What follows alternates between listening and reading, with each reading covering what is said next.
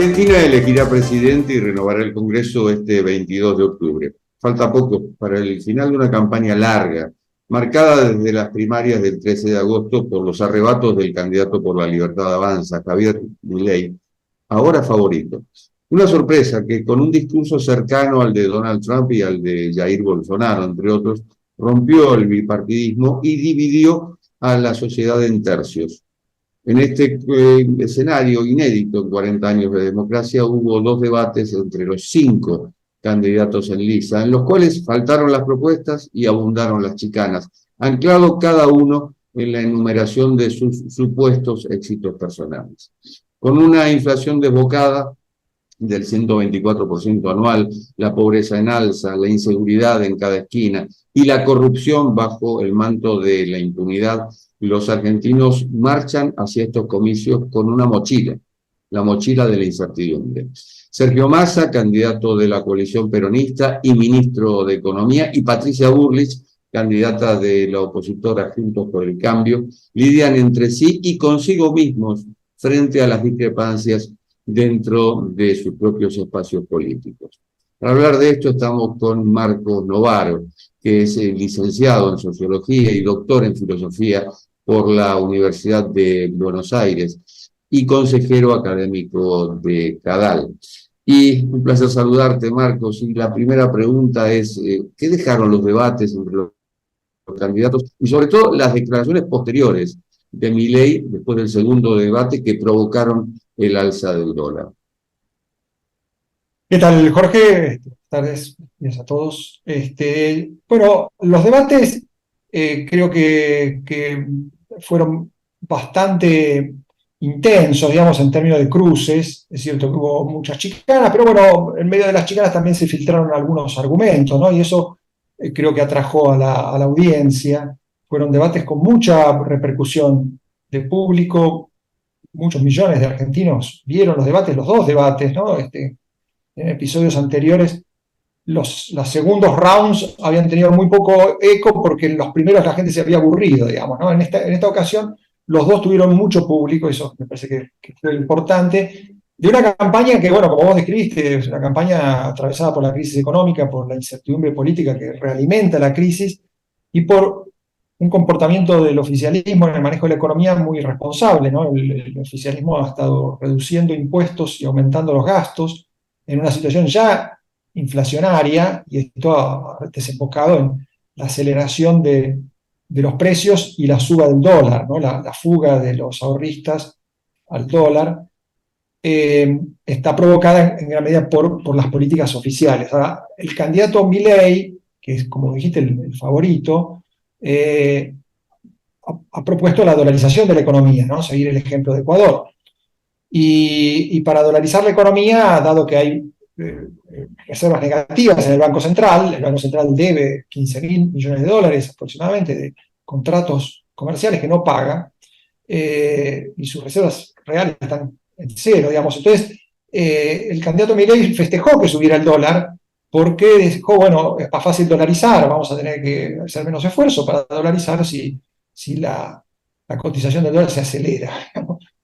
Olvidándose de que, bueno, la aceleración del dólar es la aceleración de los precios y por lo tanto la degradación del salario para la enorme mayoría de la población, sino para toda, digamos. Entonces, eso generó una polémica en el debate y después del debate, porque Milei ha insistido en esa tesitura y el oficialismo lo ha acusado de estar generando terrorismo económico, ¿no? Es una acusación exagerada, aunque hay que tener en cuenta, en parte, digamos, es cierto que Milei está agravando la crisis, porque él ha visto las encuestas seguramente, las mismas que yo he visto, digamos, ¿no? Donde está muy claro que a medida que se acelera el dólar, él sube en la estima de la población, digamos. Mientras más aguda es la crisis, él tiene más chance de ganar en primera vuelta, de pasar de 35, como tendría más o menos 33, 35 como tiene ahora, a 40, con 40 hay una distancia de 10% con el segundo, según las reglas electorales en Argentina, él estaría en condiciones de ganar, digamos, ¿no? En primera vuelta sin necesidad de ir al balotaje. Entonces yo creo que él está apostando a eso y el oficialismo está desesperado por encontrar un culpable de la suba del dólar y de la inflación que no sea él mismo, ¿no? La idea es que explote la economía antes del 10 de diciembre, cuando asuma el próximo gobierno. Bueno, ese es el otro beneficio que tiene que la inflación se acelere ahora, ¿no? Para Milei, creo que el ejemplo que él toma siempre es el ejemplo de Menem en 1988, fines de 1988, principios de 1989. Menem hizo una serie de declaraciones frente a Alfonsín, en ese momento el presidente, ¿no? En Argentina, hizo una serie de declaraciones muy duras respecto de lo que iba a suceder si él ganaba, ¿no? Él habló de un dólar recontra alto, habló del salariazo que él iba a dar, y eso generó mucha incertidumbre y mucha preocupación y aceleró el estallido de la hiperinflación en manos de Alfonsín. Siempre se acusó a Menem y a quien era en ese momento candidato a ministro o canciller, que era Domingo Cavallo, y después fue las dos cosas, canciller y después ministro, de estar echando nafta al fuego. Ahora, Milei yo creo que lo hace de un modo más alevoso y entonces no es tan seguro de que le vaya a servir eso, ¿no? Él sin duda prefiere que la crisis estalle antes de que él asuma. Eso es muy evidente. Ahora, es tan alevosa su intervención que tal vez la jugada no le salga bien, digamos, ¿no? Yo creo que hay que ver qué pasa en las encuestas, hay que esperar unos días probablemente, pero me da la impresión de que las acusaciones de Massa y sobre todo de Patricia Bullrich señalándolo como un candidato irresponsable que está agravando las cosas. Bullrich no ha dicho que es culpable de que suba el dólar, digamos, ¿no? Porque el principal responsable es el gobierno, pero Milei empeora la situación, complica la situación también por cálculo electoral. Eso me parece que puede impactar en el electorado y tal vez la jugada no le salga de todo bien. Hablabas de los años 80. ¿Qué diferencia entre 1983, cuando primaba la esperanza después de la dictadura militar, y 2023, cuando prima el desconsuelo, la decepción y también la bronca? Sí, buena parte de la sociedad va a votar con bronca y con pocas esperanzas, ¿no? Y en parte uno entiende el voto a Milei como esa ausencia de esperanza, ¿no? La gente que vota a Milei no es que está pensando en lo que va a pasar después, lo que piensa es que quiere que alguien incendie a la casta y a la élite gobernante del país y a sus instituciones, ¿no? Después, si hay una solución mejor, veremos, pero en primero es como un voto castigo a todos los que han gobernado las últimas 2 décadas y han llevado al país a una crisis muy profunda. Es un voto desesperanzado, ¿no? Por eso Milei no es que promete una rápida recuperación ni una estabilización de la economía. Lo que dice es, bueno, primero vamos a jubilar a toda la casta porque con estos no se puede, digamos, ¿no? Con los mismos de siempre no se puede. Yo creo que de todos modos hay también espacio para un voto más moderado, ¿no? De cambio moderado. La polarización entre el miedo y el incendio en alguna medida funciona, pero hay una gran masa de argentinos que no quiere votar con miedo ni tampoco quiere votar por la negativa, simplemente por jubilemos a toda la élite dirigente, ¿no? Me parece que en el medio puede haber espacio para, que un espacio que representa principalmente Juntos por el Cambio, aunque no solamente ellos, pero bueno, principalmente y que tiene todavía alguna posibilidad, ¿no? ¿Qué impacto pueden tener los casos de corrupción, como el del ex jefe de gabinete de la provincia de Buenos Aires, Martín Insaurralde, paseándose en un yate con una modelo en Marbella, o el caso de Chocolate Rigó, es decir, un empleado de la legislatura de la provincia de Buenos Aires que retiraba dinero con tarjetas de débito de otros empleados de la provincia? Eso está en curso de investigación. Ahora, ¿puede tener impacto electoral? Bueno, puede ser que lo tenga, por lo menos llevando agua al molino de los opositores, ¿no? Porque son 2 casos que afectan principalmente al oficialismo gobernante a nivel nacional y también gobernante en la provincia de Buenos Aires. Los 2 casos están golpeando al gobernador bonaerense, a Axel Kicillof, que va por su reelección, y a Sergio Massa, que tiene también su base en la provincia de Buenos Aires, ¿no? Sergio Massa es ministro y candidato nacional, candidato a presidente, y su Frente Renovador, el sector peronista aliado con el kirchnerismo, que él conduce, tiene representantes en en la provincia bonaerense, digamos, la provincia de Buenos Aires. Entonces ahí hay un compromiso muy directo de estos dos actores del arco gobernante en sostener y proteger a los corruptos, ¿no? Han tratado de, bueno, sacarse de encima a Insaurralde, pero que la investigación no avance. Han también descalificado a los denunciantes, le echado la culpa a la modelo que aparecía fotografiada con él en el yate. Y en el caso de Chocolate Ribó, digamos, directamente han tratado de frenar la investigación a través de jueces que ellos manejan, ¿no? Tanto Kicillof como Massa están directamente involucrados en frenar la investigación. Yo creo que eso va a afectar, digamos, ¿no? Ahora, ¿cuánto va a afectar? Y seguramente muchos de los que votan al oficialismo de todos modos saben que el oficialismo es corrupto. Ahora, aceptan su corrupción porque algo reparten, porque les garantizan un nivel, aunque sea mínimo, de subsistencia, porque reciben un plan social, tienen un empleo público, reciben algún tipo de subsidio o ayuda que creen que pueden perder si gana la oposición. Esa solidaridad o esa protección, ese refugio en el statu quo que explica el voto que tiene todavía el peronismo gobernante, creo que puede verse mellado. Y la verdad que esta elección se va a definir por muy pocos votos, porque hay muy poca diferencia entre Kicillof y el inmediato competidor de Kicillof, que es el candidato de Juntos por el Cambio de la provincia de Buenos Aires, que podrían estar muy cerca. Entonces, un par de votos que pueda perder Kicillof ya es mucho. Y lo mismo pasa con Massa a nivel nacional. Si pierde 1 o 2%, puede ser que sea Bullrich la que entre al balotaje. Yo creo que es importante lo que ha pasado con el tema corrupción, porque, bueno, nos recordó, después de estar tanto tiempo solamente preocupados por la crisis económica, que encima el kirchnerismo ha sido una plaga en términos de corrupción sistemática y saqueo de las arcas públicas, ¿no? ¿Pero crees que solo afecta al peronismo, sobre todo en la provincia de Buenos Aires, o afecta a los partidos políticos representados en la legislatura en este caso? No, el caso de Chocolate Ribó tiene efectivamente, como vos decís, también una repercusión para los demás partidos, porque la legislatura de la provincia siempre ha sido una caja administrada muy salomónicamente a través de pactos de convivencia entre los legisladores de todas las fuerzas políticas. Por eso es una legislatura extremadamente cara, ¿no? El presupuesto es más alto que el del Congreso Nacional. Es enorme la cantidad de recursos que se manejan de forma oscura, opaca, y en eso tiene también un compromiso las fuerzas de oposición que nunca han cuestionado eso, porque, bueno, porque de alguna manera también se financian con eso. El manejo del oficialismo de esos recursos es particularmente escandaloso, pero no es que los demás tienen, digamos, mucha autoridad moral para cuestionarlo, ¿no?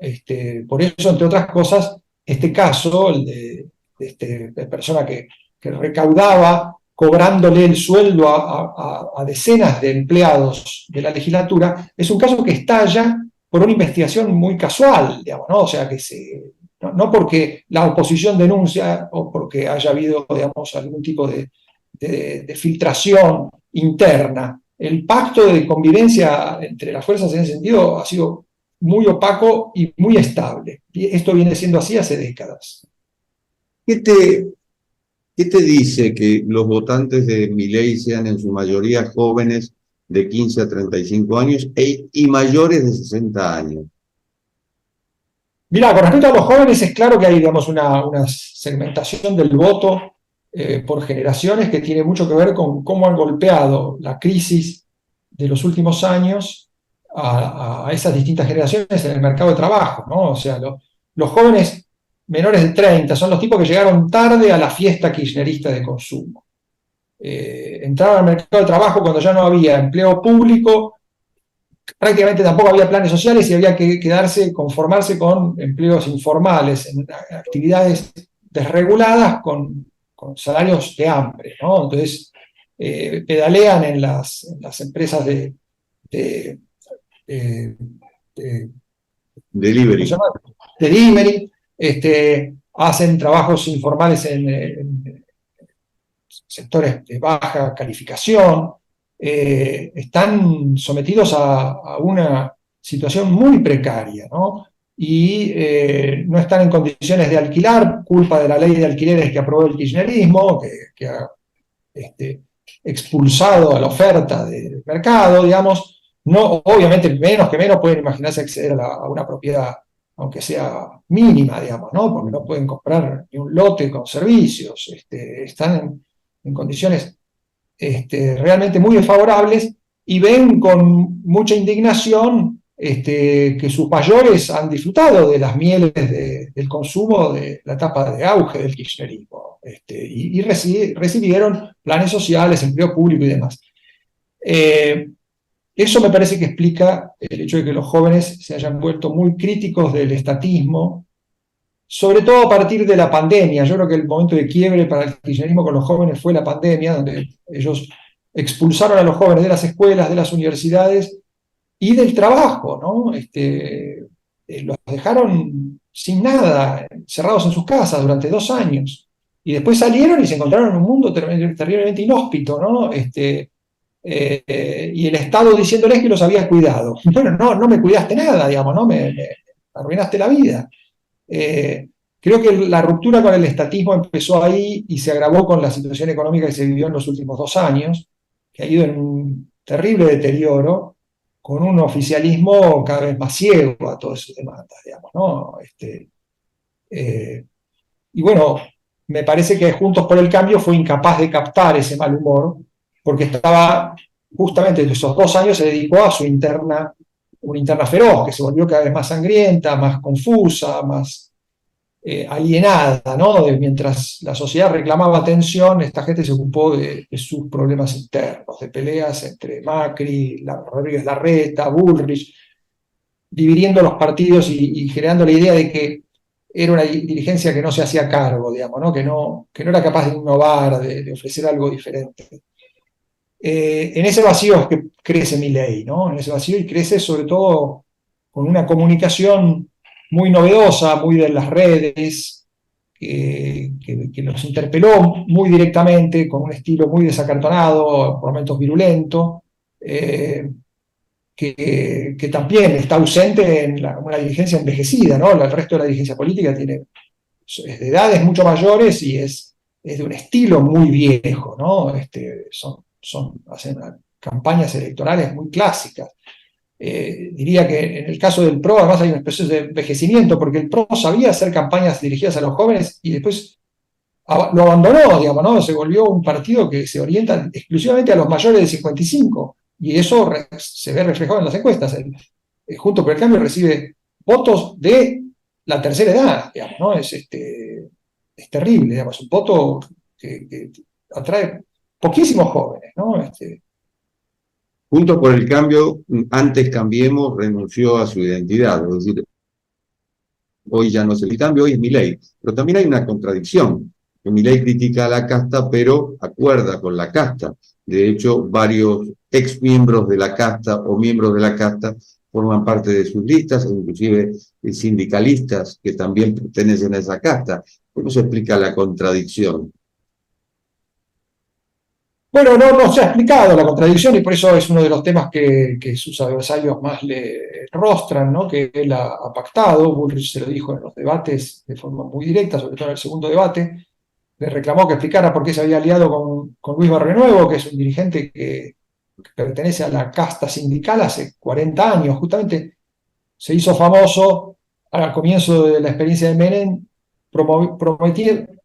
proponiéndoles a sus colegas sindicalistas que dejaran de robar por 2 años. Dijeron, tenemos que dejar de robar por 2 años, cosa que nadie hizo y él tampoco, digamos, ¿no? Y bueno, 30 años después sigue haciendo lo mismo, sigue siendo el jefe de gran estructura sindical, de los gastronómicos, y distribuyendo dinero para campañas políticas cuando le resulta conveniente para tener después beneficios en la gestión pública, ¿no? Él ha dicho públicamente de Barrionuevo que espera que le permitan controlar las obras sociales y los planes sociales. ¿No? La distribución de planes también está en su mira. Digamos, Milei le ha dicho que no a lo de los planes sociales, pero no dijo nada sobre las obras sociales, que son los sistemas sindicales de administración de seguro de salud, digamos, ¿no? En Argentina, y es una enorme caja. recursos, manejada muy opacamente. Eso es Milei. Milei ha juntado lo que pudo, digamos, ¿no? Un poco una especie de cambalache, de cambalache que lo rodea, que está compuesto de candidatos que vienen del masismo, enviados por Massa, digamos, ¿no? Por el sector de Massa del peronismo, algunos fanáticos libertarios como él, pero también otros que son exfuncionarios de distintos gobiernos, con pasado en el peronismo, algunos muy recientes, ¿no? Funcionarios de Alberto Fernández que están con él, y no tienen ningún problema en haber pasado desde esta administración hiperestatista al antiestatismo más feroz. Bueno, hay mucho oportunismo ahí, y uno se pregunta cómo podría funcionar un gobierno alimentado con este grado de oportunismo.